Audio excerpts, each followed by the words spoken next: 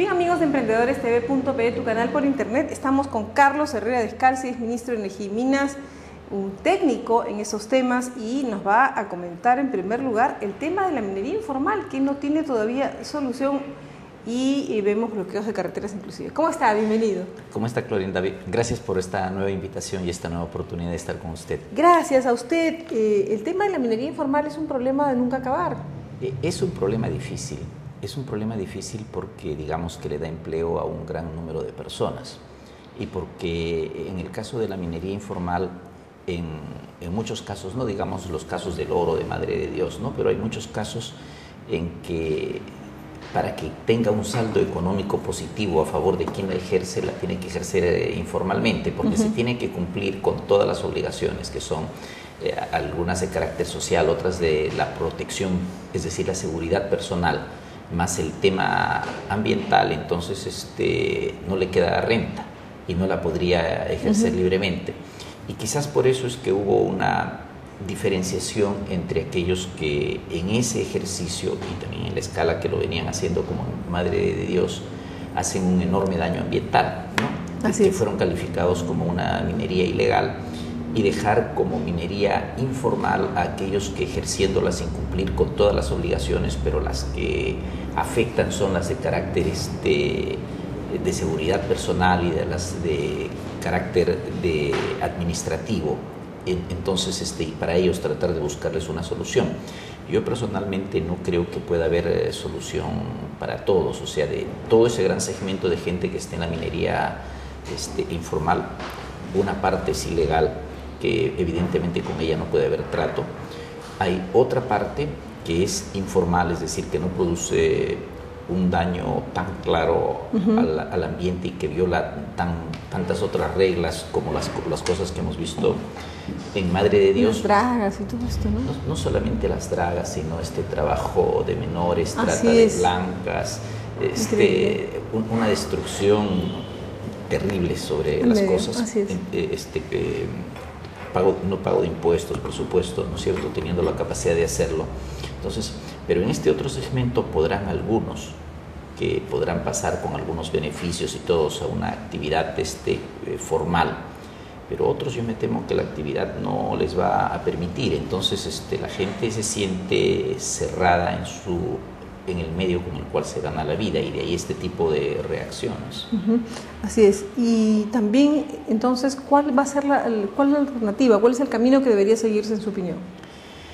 Es un tema bastante difícil porque hay que ponerlo en un contexto muchísimo mayor, ¿ya? Yo siempre prefiero comparar, digamos, con el Perú. El Perú que bajo un nuevo modelo económico nace en el año 1990. El año 1990 hay una frase famosa del entonces primer ministro Hurtado Miller, ministro de Economía, ¿no? Cuando él dice, después de tomar unas medidas draconianas, dice que Dios nos proteja, es decir, bueno, no estoy tampoco seguro que con esto saldremos adelante, pero no nos queda otra cosa. Y el mensaje desde ahí es que cada cual vea cómo puede sobrevivir, algo así como un sálvese quien pueda. Entonces, de allí se acentúan actividades informales que ya se venían ejecutando y aparecen otras. Estamos hablando, por ejemplo, entre las más antiguas, los vendedores ambulantes, ¿no es cierto? Luego apareció el gran número de taxistas y el transporte informal. Y las combis y todo lo demás. Ya, los choferes interprovinciales que trabajan 2 turnos por día, ¿no? Cuando la recomendación es que puedan ser 4 horas y las jornadas normales son de 8, ellos hacen 16. Y por supuesto, de cuando en cuando hay accidentes. Así es.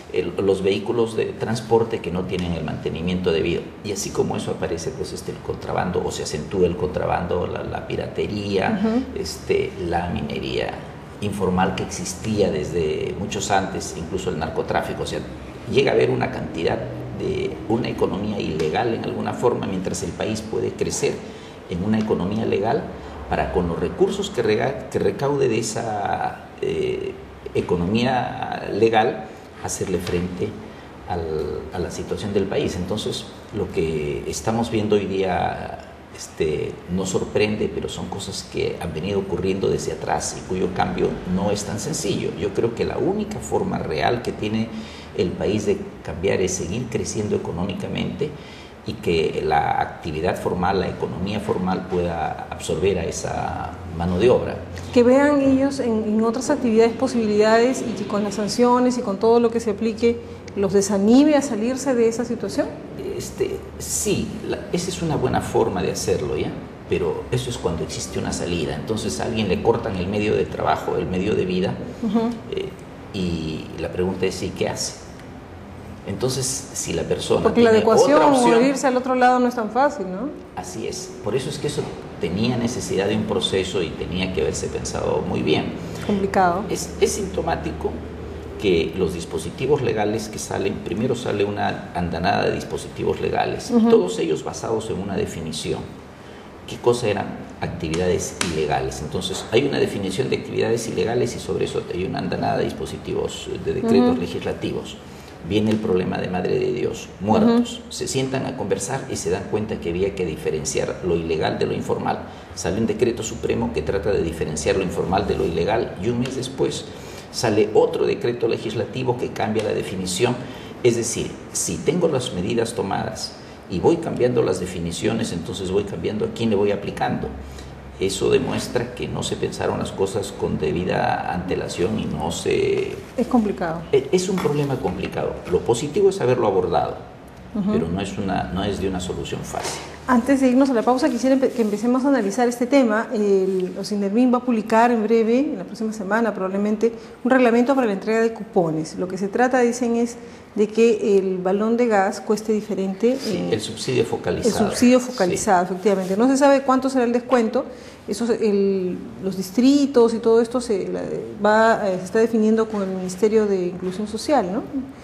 Entonces, eso es lo que está pendiente en estos momentos. ¿Qué opina de esta solución? Me parece una forma bastante mejor que un subsidio ciego, que es lo que viene ocurriendo actualmente, porque ¿qué es lo que hemos hecho en casi los últimos 10 años? Porque esto viene más o menos desde el gobierno que se inicia en el año 2001. Para evitar la inflación, subsidiar los precios de los combustibles. Entonces, en el caso del GLP, la cosa es más importante porque el GLP es el combustible que se usa en los hogares para cocinar.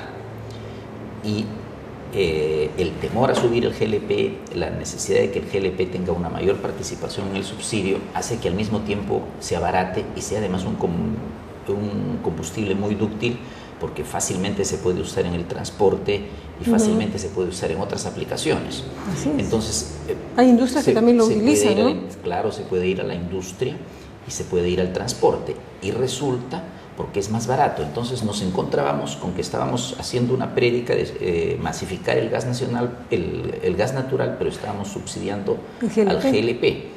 Propiciando un mayor consumo. Claro, y digamos, por favorecer a los que tienen realmente la necesidad, se estaba abriendo... Y se gastaba un montón de dinero, ¿no? Sí, el mayor parte, no recuerdo las cifras, pero el total de subsidios que se ha dado por los derivados del petróleo es superior a los 4.000 millones de soles. Y dentro de ellos el GLP tiene una participación importante. Y el crecimiento del consumo del GLP ha ido... Claro, el GLP le costaba lo mismo a una pollería que a un hogar, claro, ¿no es cierto? Que a alguien de San Isidro, que a alguien de, no sé... Que alguien que lo pueda necesitar. Puede vivir en una zona muy pobre, ¿no? Es mucho mejor hacerlo en una forma focalizada. Eso es lo que propusimos cuando estaba en el ministerio, ¿no? Las medidas, y se diseñaron las medidas para que esto fuera focalizado. Un poco el padre y la criatura. Ingeniero, le pido una pausa breve para justamente seguir analizando esto y muchos temas más, porque la pregunta siguiente, después de analizar un poco más en profundidad este tema, es ¿qué pasa si el precio del petróleo sube? ¿A dónde vamos? ¿Volveremos a poner el fondo de estabilización? Sí. Eso lo veremos luego.